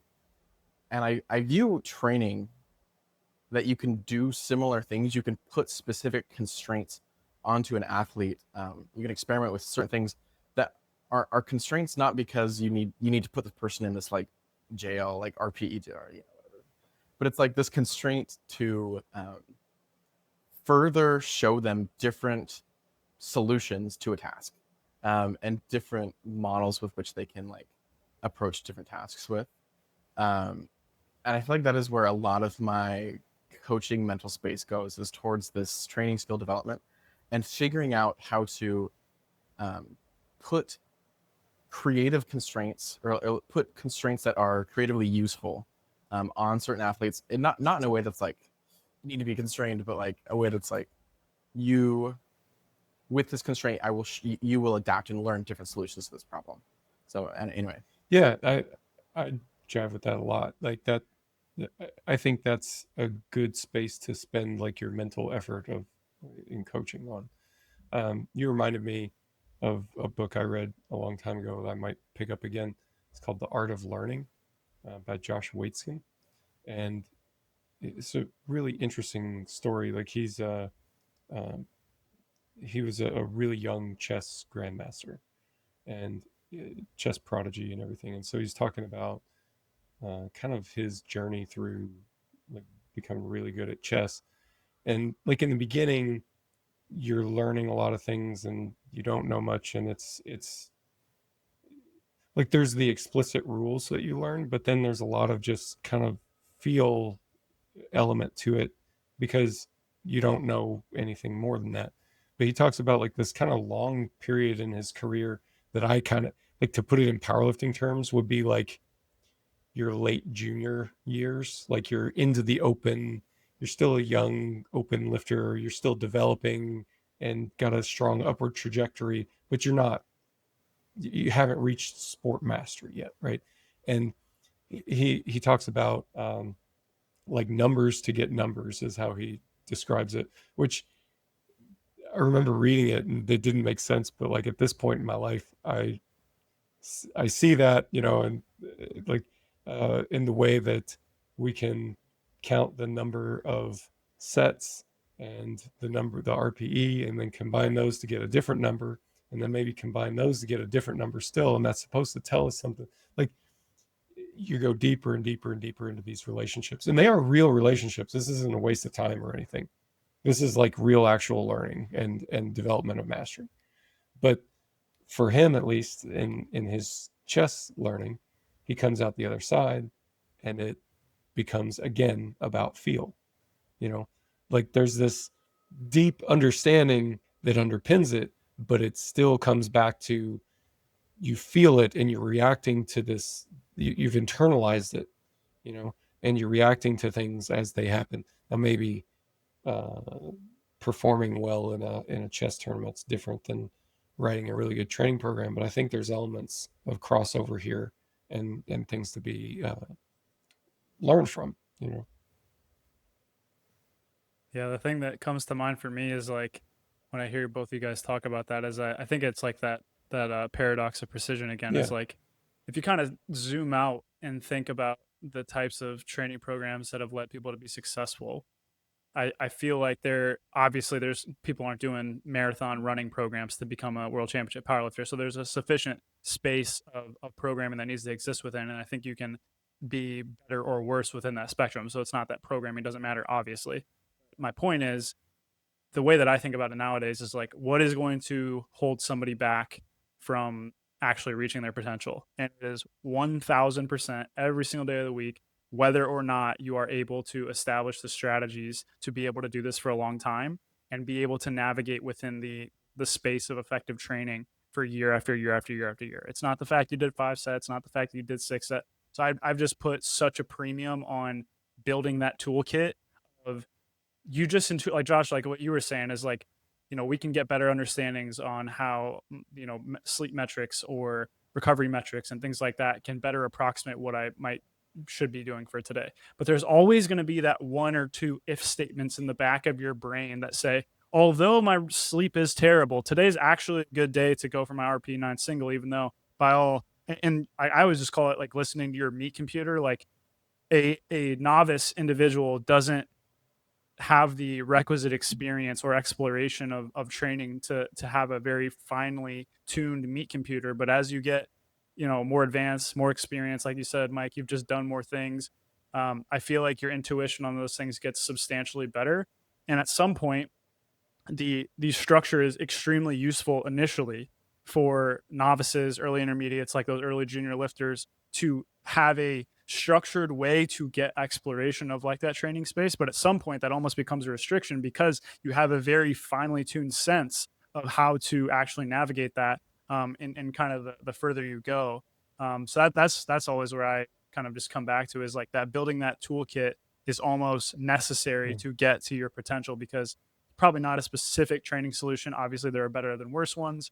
And that's going to be kind of individual and context dependent. But I think if you can't execute any training program with high training skill, you're kind of, shit out of luck from the start almost. Yeah. I suppose my counterweight to this, like, because we're definitely all pulling the same direction here. And it's just kind of an explanation of, like, when we started this conversation, I was kind of taking more the position of being the optimizer, and and that's true. But the role that this plays for me is kind of a mistrust of some of my own biases. Like I do have, as you put, the meat computer that sometimes says, hey, you need to maybe do another set there and do it better this time. And lots of times that's the right choice. I just definitely want to make sure that, like, I can justify it in a meaningful way, or at least that if it's actually a really stupid choice and my biases are getting in the way, that becomes a little more obvious, you know. Yeah, the sometimes the meathead brain is helpful, and sometimes it's not helpful. And figuring it out I as said to, meat computer, not meathead computer. well, I'm entering the meathead meathead brain into the conversation here, I guess. But yeah, totally. Anyway, yes. This is where Zach and I might, like, we agree in principle, but maybe we come at it from slightly different angles, because I'm like very, just my personality type is like routined and specific, and I think I am in a lot of ways, like, I don't trust my decision making in the moment. I think there are like very good examples of like, no, I've felt that discomfort before. I know it's time to like mail it in for the rest of the session or whatever. But generally speaking, I like to have a specific thing to shoot for, because I think myself, and I think this is just applicable to humans in general, rise to the occasion. They rise to challenges. So if the training is so loose, you know, some people might not rise to the occasion and leave a lot of gains off the table. And I know Zach and I agree about this, but it's almost coming at it from the other angle, is like, that's the window to me, is like, how do you have something that holds someone to a high standard, which is often really hard training, close to what they can handle, but also leave room for like flexibility in both directions Yeah. and training skill in both directions. And I don't think there is a solution to that. I think you're always kind of chasing your tail in terms of what that solution looks like and how to keep someone honest. And I often think about this through the lens of something I've heard you say before, Mike, is like, if you had unlimited funds and you hired a coach to be with you around the clock 24/7, they would help you with that decision making in the moment. But typically with online coaching, that's just not feasible. It's just not the case. So I often think about that, and I do just think that's a limitation of online coaching, is you're not, you can only retroactively do it for the most part, and kind of debrief and then say, okay, let's sharpen that sword for the future. So I think that's important to keep in mind for the listeners. Like, obviously programming is important. Obviously, you know, good training is better than bad training, and you can have good training and better training than that. And structure keeps you honest. Maybe a coach keeps you honest. Maybe a training partner keeps you honest. And also that flexibility that we're talking about, or that training skill, I think has to go both ways, such that at times it might mean pulling back. And I think we can all think of examples of that, where, you know, something doesn't feel right and, you know, it's not smart to proceed as planned. But there's also times where I think it has to go the other way and balance out long term. And yeah, again, I just think of that example that you brought up all the time, Mike, is like, you can't, you can only retroactively do it. If you had unlimited funds, you'd have someone there kind of keeping you honest all the time, but you just can't, or it's often impractical. I mean, I think this is a really important counterpoint, Josh, that you can take the looseness and the flexibility too far, for sure. So it's funny, I was talking to another coach about this recently. I think most coaches agree on like most principles. And when we talk about it, like at the principle level, it's like, yeah, I believe in individualizing programs and things like that. But then like the differences come at the application level, you know, and that's really important. Like it's not just like, do we agree in principle, but like in certain situations, which do you put more weight on, and like how do you balance this in like a real contextual situation, like, and that can sometimes look really different. I mean, you bring up really good points, like, and that's kind of, to me, like goes back to some of the load management stuff I've been working on. It's like, how beat up do I want you to get? Like, I know we can't pull the throttle too early and be too soft, but we can't go too far either. And so trying to figure that out and like put a boundary on it is not always easy. And it does come back to the in the moment decision making. But I mean, taking a bias toward more concrete prescriptions, taking a bias toward less how would you put it, like hyper responsiveness. I mean, I think that's a valid approach, and it's gonna come down to like the specific instances of whether how we would apply those principles in certain cases. I think the one thing that came to mind for me, Josh, is like I think maybe an undertone that wasn't maybe communicated well from my end of things is like it's almost a prerequisite that you're close to kind of redlining it for flexibility to even be necessary.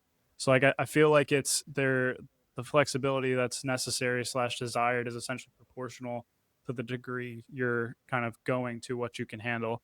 So the cases where I found this to be the most useful are these cases where fluctuating life stress, the training advancement is such that the strike zone is extremely narrow. So we need to have, enough of a training dose to make progress, but too much with everything else that's going on. You're running into bad stuff.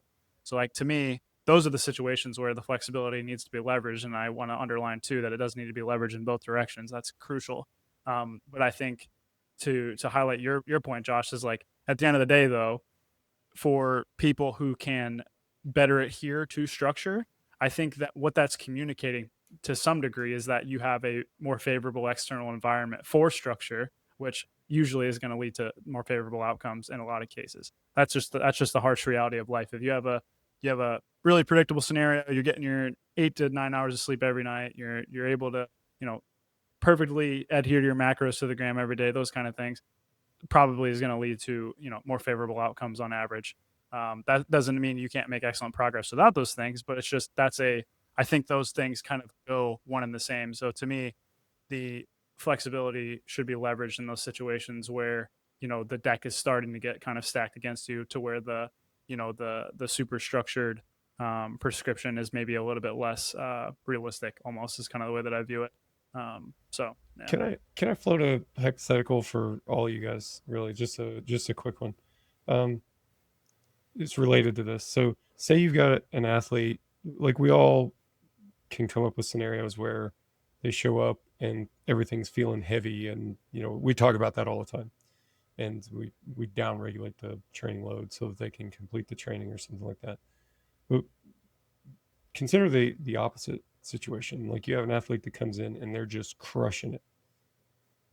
Do you want them to go above the target weight? And like let's say it's not like a crazy amount. We're not talking about like really going off program. Let's say they need, like they're just killing it and they need to add an extra 10 kilos to get to the target RPE for the day. Do you want them to do that, or do you want them to stick to the target weight on the sheet? It's a great question, and my answer is, of course, it depends, but it depends on, I think, two specific things. Well, there's more than this, but I think these are probably the most important ones.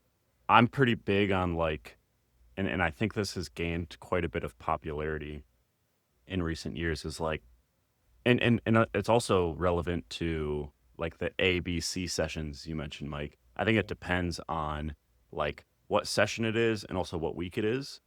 And then the last thing is like, depending on whether we're redlining or not, I think you create, or at least I like to create explicit caps. So like some slots might be capped and the answer would be no, cap your progression even if you're feeling great to 5 kilos, right?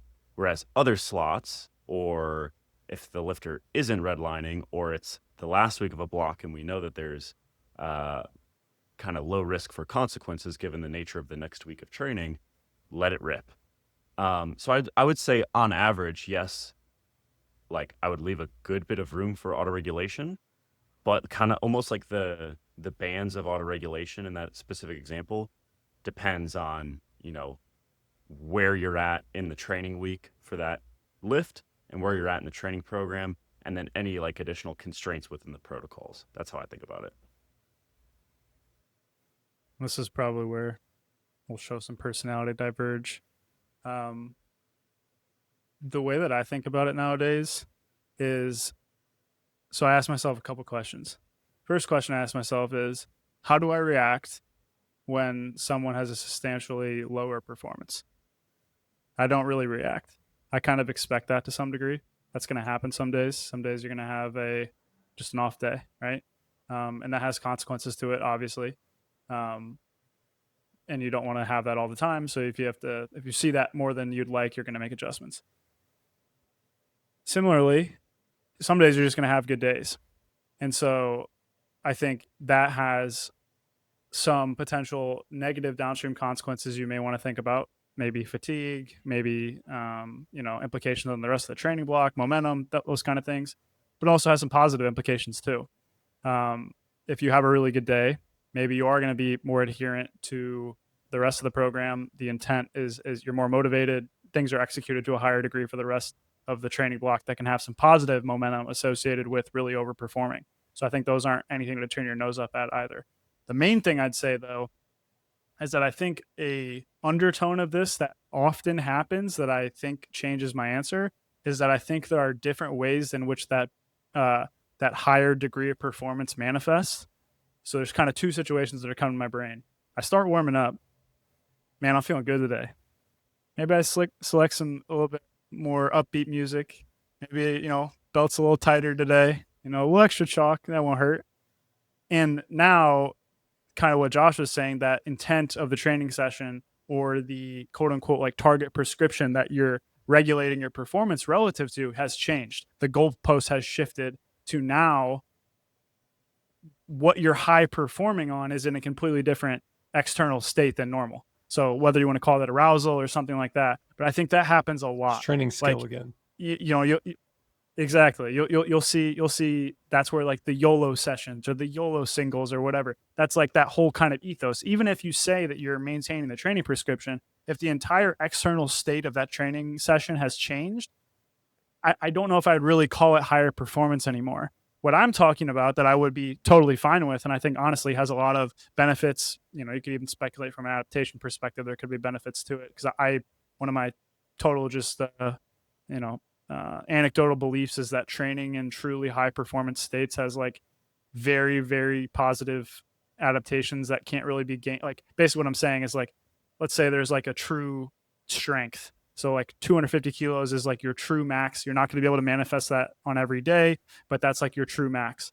I think that training very close to that true number, even if it's the same RPE, I think that has disproportionate benefits sometimes that I can't totally articulate. But that aside, I think the case where, let's say I have an RP7 single and I am truly performing substantially better where I have to go up 10 kilos or something like that. If everything else is, maintained, and it's not this case where you have like these knock-on changes in the external environment, I think I'm more okay with that. And I think that can be leveraged positively too. Obviously, kind of dependent on, do I have a meet in 3 weeks, those kind of things, but in just kind of your stock standard scenario, I would have used to taking the position that like, hey, where are we at in a block? Make sure it's controlling our progression, those kind of things. But I think I'm more kind of laissez-faire about things nowadays and more accepting of the chaos that is performance and our ability to influence it a little bit less. But hopefully that makes sense. So that reminds me of something Dave Tate says all the time. It's like, is the RP9 like the same RP9 in different situations, and like trying to mix those together? What I would actually like, my brain goes to, do we know that in that higher performance, like that higher arousal state, does that incur like more fatigue, for example, or does it incur more like greater performance adaptations? And I would say, like, unless you guys know, I haven't seen any like studies on it, and that might be something interesting to study. Like, unless you guys know, like, does someone taking two different groups, one of them you just really amp up and take a set to failure, and then the other one you do nothing and then they take a set to failure, like, what is the difference in outcomes between those two? And without, personally, I haven't seen anything. Without data that suggests one is better or worse than the other, I would personally just take that like application, say, if you're really amped up for the day, just take the heavier load. You know, like, I don't know that it's going to do anything worse. Exactly. The other thing I would add is, like, you're not just doing one training block ever. If you are consistently doing this in training blocks and you consistently see bad performances, then that's something to react with. But if it's like you only have the one data point, I would just say roll with it. Otherwise, collect data and move in the direction that you follow the trail of athlete response. You know. Yeah. You know, it's interesting you mentioned that, Andrew. Like, so that reminded me of something as well. Like, when I used to talk to Blaine Sumner about training, and Blaine was obviously an incredible squatter, and he also doesn't get enough credit for his bench, but he would talk about training those lifts, and I don't know if he would appreciate using the term scared, but there's definitely like nervousness there. And we're talking about a guy who's training equipped. He's training by himself a lot of times. Took some pretty nasty injuries at various times. So like he would load up, and there was like this stretch of time where he was like squatting 1,000 every week for weeks, you know, and just like approaching that weekly makes you nervous. And I don't know, like I'm saying it now and I don't feel like I'm adequately conveying like the degree of like it it's not just that it's heavy or that it's risky, it's that you stake a big part of your identity on this, and this matters to you in ways that go beyond just the weight, right? And I don't know, to answer not it doesn't really answer your question, Andrew, but to respond to your question, I guess, is that my 2 cents would be that I think it matters. Like if you wanted me to put a stake in the ground, I believe it, but I can't prove it, sort of thing. I think it matters. The athletes that I have that feel that seem like they are progressing and growing more than athletes that are coming in and it's just like, yeah, today's another day, you know? Yeah. So, Andrew, to answer your question to the best of my ability, in terms of measuring actual outcomes, so like, you know, just training in a more heightened state versus a more even keeled state, does that influence how much someone's quads grow from, 5 sets twice a week, or how much stronger they get? The answer is no, but there is a good amount of like acute research. So where participants will come in, for anywhere from like 2 to 5 total visits to the lab, and kind of like randomly order different conditions in the lab and see how that individual performs in terms of like a 1 rep max, or maybe reps to failure with a given percentage of 1 rep max, or a given velocity at a certain load as a general gauge for performance. I actually think this is one of the most like overlooked bodies of research, particularly with its relevance to day-to-day stuff, is factors that can influence our perception of effort. And if that's a primary variable that we're monitoring, is how hard was that set, or hey, auto-regulate load for the day based on how hard the last warm-up feels, that's a pretty big deal in terms of your training execution. And we actually do have a good amount of research on that. So things like the presence of spotters versus thinking that you don't have spotters, which is kind of a tricky thing to study, but labs have come up with interesting ways of looking at that. Things like music versus no music versus music you don't like and music you do like is also an interesting area of research. There's also really interesting research in, oftentimes it kind of crosses over into like the endurance realm, but it's just like generally pacing based on how much work you think you have left. And I think just intuitively we recognize this, right? If anyone's ran at some point, right? It could be a race or otherwise, and you have that goal of, running 5 miles, and you see on your watch that you're at, 4.75 miles in, you kind of get that extra juice to finish strong. Whereas your perception of effort in a lot of ways was higher when you were at 3.5 miles than at 4.75 miles, because, you know how much work you have left. So there's interesting ways that people have studied that. And I honestly think about that all the time. even if it's just from like a basic like set quality across a session sort of thing, right? It's like not only does exercise order potentially matter, such that you know, exercises earlier in the session will probably get a little bit more energy, but also if you're looking down the barrel of a 4-hour training session, how is that going to influence your intent for the initial sets of that session? I think that does have an impact. So all of that is to say is I do think this is important. In my experience, I think it's like the direction to which you push someone is probably going to be pretty personality dependent. Also training environment dependent. If they train in their garage, depending on their personality type, that could push them in one direction or the other. Some people really thrive off that. Some people it kind of like brings them down and they don't train as hard. Some people train at a LA Fitness. Some people train at a powerlifting gym that's always, got the club lights going or whatever. So I think all that stuff does matter. And we have like some indications in the research that it can meaningfully affect performance, but I don't have any like answers for you about like what's better when.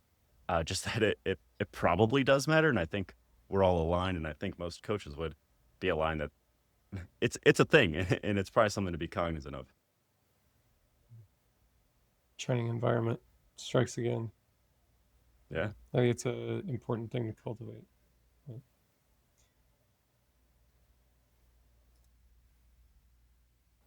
I find training environment to be very interesting because, like, thinking back about training skill, but while we were talking about training skill, I was relating that back to training environment because they're super interlinked. And I'm thinking like there's an emergent property of skill that happens when you put a bunch of powerlifters with different amounts of experience in the same room all training together. That it's like, I don't know. I'm just postulating here. Like, what are the outcomes from having more people with different backgrounds, with more input, or like different experiences doing different stuff? Like, how does that impact someone's performance? Like, I train in a gym where I have a lot of different people in there, a lot of them, like a lot of different types of people in there, and I feel like I benefited significantly. Even if I feel like I might have had more experience than some of the people there that I'm usually around, I still benefit from, oh, you do it this way, and so it's updated my training skill. Whereas if I I don't know, trained in a garage, I feel like I would just miss out on that. And I've never trained alone in a garage, but it's not something that sounds super appealing. I think that's a thing in the business world, if I understand correctly. Like, that's one of the, not making a political point, but like one of the benefits to like a diverse workplace, for example, one of the proposed benefits is that you essentially get this collective experience or collective consciousness, if you will, that you are essentially able to combine the experiences or viewpoints of multiple people to come to a better solution that doesn't ignore something obvious when coming from a certain perspective. And I think from like a training point of view, the way that makes me think is like you have some, let's say you have 3 or 4, clearly novice powerlifters that are, getting the hang of it. They got their new SBD knee sleeves, like they're kind of figuring out how to put them on and they're struggling really bad. Maybe you're gonna, do a little bit better job warming up to really set a good example. For example, just like really make sure you're executing your warm ups with intent, doing that the right way. And then if you have some really experienced people there, maybe they're going to help you out with load selection or technical refinement and things like that. So you got kind of just benefit from the kind of the people across the spectrum. But then on the other side of things, you also could have some negative influences there where you get 80 of your buddies telling you, nah, man, definitely go up 10 kilos when, you shouldn't. So I think it has pros and cons, but that's kind of something that comes to mind for me. It's always the softer things and kind of these intangible aspects of things I think people often dismiss as irrelevant. But I think, man, I almost view it as like training skill is kind of like that top of the hierarchy, but there's a lot of things that can kind of increase or decrease the rate at which that's developed. And I think an environment like that is a big one where you can have kind of a ton of people to gain experience from rather than just your own. Like, imagine just training by yourself. Oh, when I do biceps curls like this, they feel, good or bad. But then you see 12 other people doing bicep exercises, your kind of collective experience that you've gained by just literally just watching other people and kind of hearing them speak is like multiplied by like tenfold in the same time. So yeah, I think those types of things are always really interesting. But yeah, Or even just well-being. I think about that a lot, is like, and I think this is independent of like the downstream effects of like sleep, stress, time constraints. I think independent of that, you can have very stressful periods where even sleep is compromised, but you feel like you're kind of you're loving it. clicking on all cylinders. You're excited about what you're doing in your professional life or in school or whatever. I feel like that bleeds over to training. Whereas, you could have periods where you have all day to train, but you're not excited about what's going on outside of the gym or from a personal perspective. And I've just noticed that with like really long-term clients, just kind of those different seasons of life. I'm like, man, there seems to be like seems to be some degree of a correlation here between like just how much I feel like they're thriving as a person, as like hand wavy as that sounds, and like how that manifests in the gym. Yeah. So yeah, I think there's just like countless elements to this. Yeah, I think the notion of, I don't know, it was like a meme for a while of proving all your haters wrong and stuff like that. But I mean, I think that stuff is short-lived at best. Maybe not even short-lived. But I think that's kind of the most that you've got to hope for. And like, who wants to spend? That like what we're really talking about here is maximizing your potential to do something, and it's going to take a while. And who wants to spend all that time being miserable? Yeah. Some people like to be a big fish in a small pond, so they like to go to the LA Fitness. Some people like to be a small fish in a big pond. I guess that would kind of work. Or that some people like to be the strongest in the room. Some people like to be the weakest in the room, and like it kind of motivates them in different ways, which I've noticed is quite interesting. People kind of like thrive off of almost the opposite thing in certain scenarios. Yeah. So Yeah, and that's fine. That seems to make sense to me. But just like if you want to, there's a big difference between like taking either of those circumstances as a positive or a negative. We've all had clients, I'm sure, that start to perceive their training environment negatively. And in some cases it's totally legitimate, and then in other cases, I wonder if it's kind of coming from the internal being projected out. But regardless, it seems to kill progression. yeah. I think this is really funny that we're talking about this right now, especially with the backdrop of where we started. Yeah. And I think it actually is a really good point about optimization and about creating the kind of like trying to have these ideal training programs where you're really carefully measuring all these variables.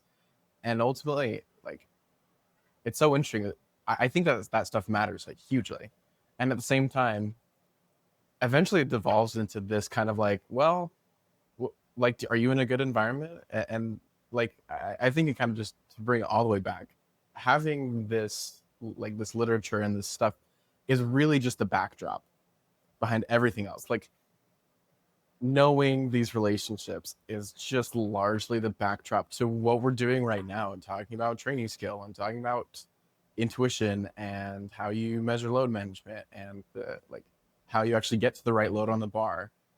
So I think this eventually comes full circle to, especially what we were talking about at the beginning with the whole backdrop. And that's why I think that mental model has been clicking for me a lot. Of like, you can get that ideal training, but what matters is how can you get as close to that as possible within the limitations or within the constraints or within the context. So literally all we can do from like a research perspective, or at least for what like Zac and I have experience in the research realm, is helping inform what that ideal program might be. We're never going to like find that, but I think we can inform it from a research perspective. But we can't offer anything besides our vibes and our experience and our general thoughts regarding how to work within that.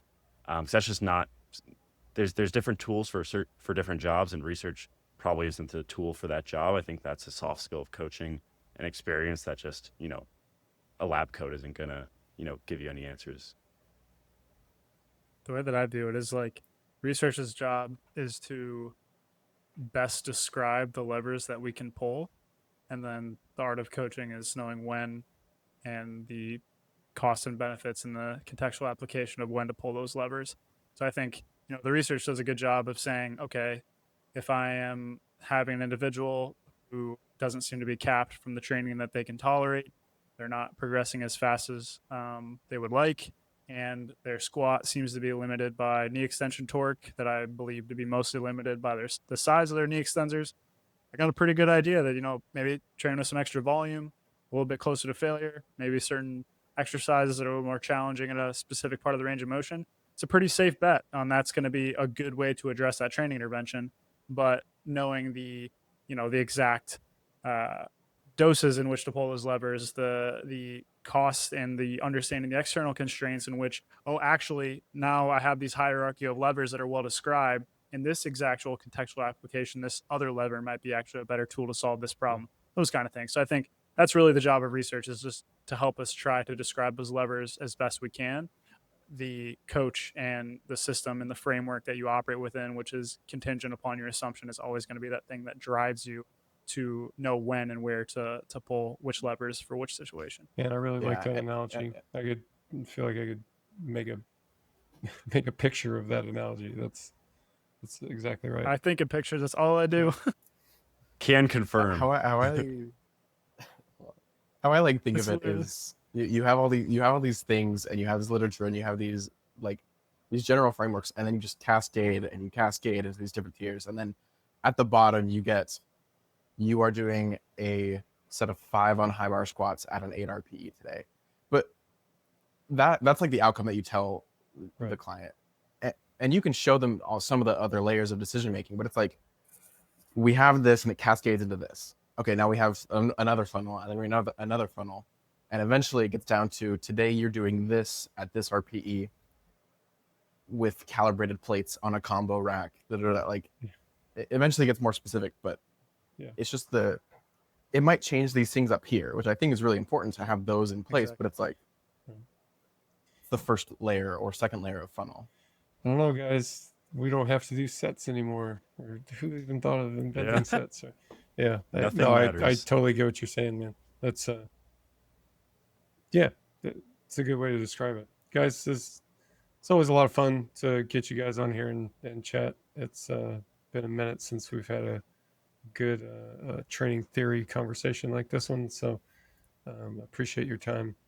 Thanks for sharing some of your work, and also kind of some of the chasing down some of the rabbit holes with us. So always appreciate it. Thanks, Andrew, for your inputs as well, man. I know I mentioned you guys are doing, you've got your own podcast, definitely worth checking out. That's one that we listen to as well. Data-driven strength. And what else, anything else that you guys want to mention before we wrap things up here? The first thing I'll say is thank you for having us on.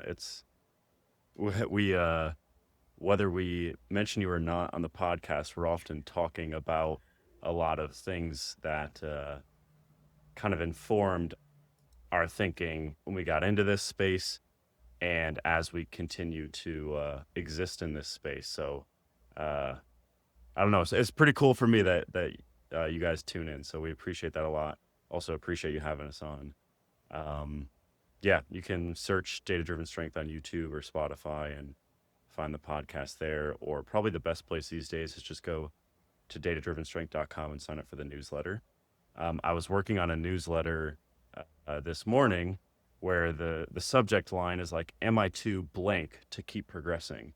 And basically within that blank, you could fill in whatever word. It's like, am I too old? Am I too busy? Am I too advanced to keep progressing? And kind of the main point was just talking about how we have a strike zone. The strike zone is really big as you're a beginner, and it kind of gets smaller and smaller. And I was talking about this concept, and based on this discussion, I'm going to kind of refine that a bit before it's finalized. So super helpful for us to have these chats. We appreciate it a lot. And always a pleasure to chat. Yeah, I just want to echo that. Every time we get to talk, Mike and Andrew, I come away with so many different things to think about. And I think the number one thing we appreciate about you, Mike, is that, just your systematic approach to a lot of these things and been doing it for a long time, I think is a lot of people benefit from just the way that you go about things and think about them, and kind of are willing to put your thoughts out there for people to critique and, kind of just have a system and make some positions known, and we can all operate from the systematic based approach to thinking, and just the way that you go about things, I think is just so helpful for people to listen to. So I know I benefit a ton from every time we talk, and I think there's some things I'm like, oh yeah, that made sense. I'm glad I said it. And then there's about 100 things where I'm like, yeah, no, that makes no sense actually, more that I think about it. So I'm sure we'll have a lot of things to reflect on. But yeah, man, I think always really fortunate to talk to you guys, and always come away with some ideas and further things to think about when I'm brushing my teeth. So just appreciate it as always. Yeah, well, and thank you for listening to the 5 hours of torture. If you guys made it through that, you're the real ones. dude, this is good. It's good. Let's enjoy listening to podcasts. But yeah, thanks again, guys. And thanks everybody else for watching and listening. And we'll see you guys next time. Shh. There is a secret to great training programs, but it's not a magic set and rep scheme or this one weird exercise that powerlifting pros don't want you to know about. The secret is in your training log. You see, years ago, we began developing tools to help you unlock these secrets, and we've been putting them online for free ever since. That's right, it's free for everybody. Now you may be thinking, what's the big deal? People have been logging training forever, and you're right, but the secret isn't just in keeping a logbook. It's using that log to make better training decisions. That's the real secret. This is where the RTS training log excels. You haven't done SSB squats in 3 months and you're wondering what your target weight should be? We can help you with that. Did you overshoot on your top set and you're wondering if you should adjust your back offsets? We can help you with that too. Are you building the most important training block of this year and you're wondering what your most highly effective blocks have in common? Yep, we got you covered there too. There's more. There's a lot more. And yes, it is all free. Not just a free trial, not free with ads, just regular free. You go to reactivetrainingsystems.com, then you click on apps, sign up for a login, and you're in.